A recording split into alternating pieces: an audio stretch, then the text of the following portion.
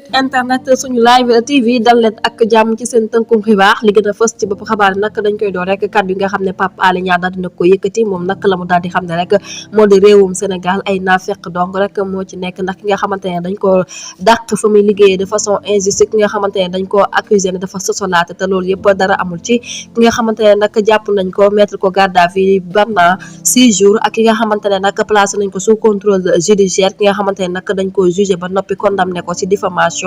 que ne dafa wax dëgg rek boo xamante ne rek ñeewal na Sénégal wërgal këpp ñu daal di koy gazé ba noppi blessé ko waaye nag ki nga xamante ne nag dañ ko daal di condamné rek par infraction boo xamante ne rek dara nekkul ci ak ki nga xamante ne rek dañ koo daal di arrêté nag ci façon boo xamante ne rek jaarul benn yoon ak ki nga xamante ne nag dañ ko daal di forcé mu toog këram ak ki nga xamante ne nag jamono ji dañ koo séquestré xañ ko mu génn xañ ko libération ma dem bak dikk ba moom ak njabootam yëpp kooku noonu nag jamono ji tey nag moom la nekk nag dañ mën kii kooku nag jamono ji nag nekk na koo xamante ne rek dañ koo daal di trahir ba noppi risqué li nga xamante ne nag moom mooy dundam ngir dundu askan wi te pourtant nag moom lañ daal di accusé wan ko ne ko